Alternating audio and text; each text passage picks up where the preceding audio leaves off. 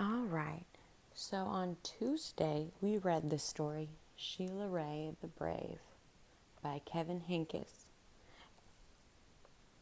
Today, we are going to reread part of Sheila Ray the Brave, and we are going to start with her decision to walk home from school a new way.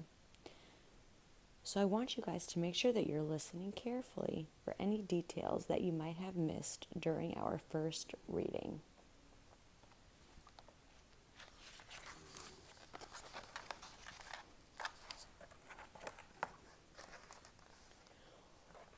One day, Sheila Ray decided to walk home from school a new way. Louise was afraid too. "You're too brave for me," Louise said. "You're always such a scaredy cat," Sheila Ray called. "Am not," whispered Louise.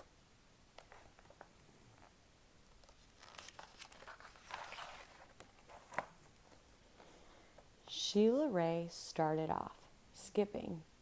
"I am brave," she sang. "I am fearless." She stepped on every crack. She walked backwards with her eyes closed.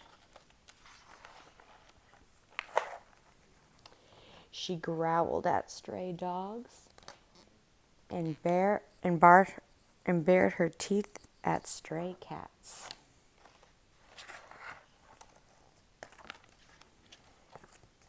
She pretended that the trees were evil creatures. She climbed up them and broke their fingers off. Snap, snap, snap.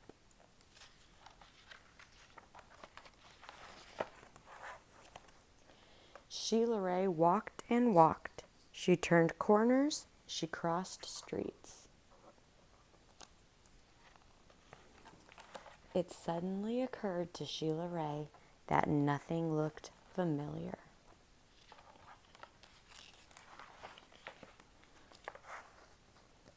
Sheila Ray heard frightening noises.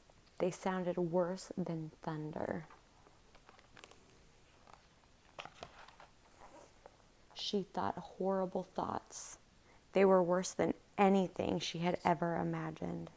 "I am brave," Sheila Ray tried to convince herself. "I am fearless." The sounds became more frightening. The thoughts became more horrible. Sheila Ray sat down on a rock and she cried. "Help," she sniffled. She thought of her mother and her father and Louise. "Mother, Father, Louise," she cried.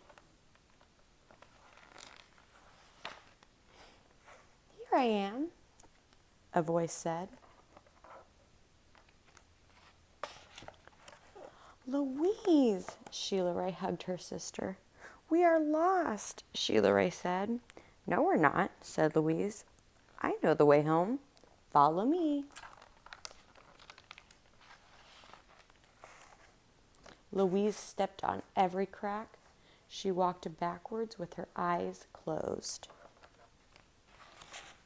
She growled at stray dogs and bared her teeth at stray cats.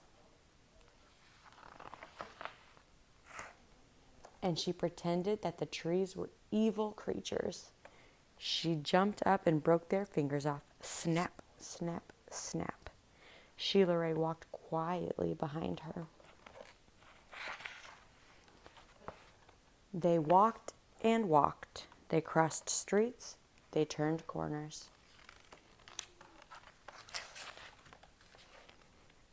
Soon, their house could be seen between the trees. Sheila Ray grabbed Louise and dashed up the street. When they reached their own yard and the gate was closed behind them, Sheila Ray said, "Louise, you are brave. You are fearless."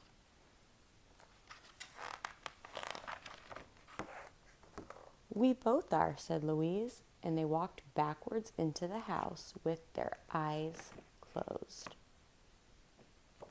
The end. All right. So now we're going to make some connections to the story that we read Tuesday and that we reread today. We also are going to have some discussion questions to help us fully make sure that we understood the story we read this week.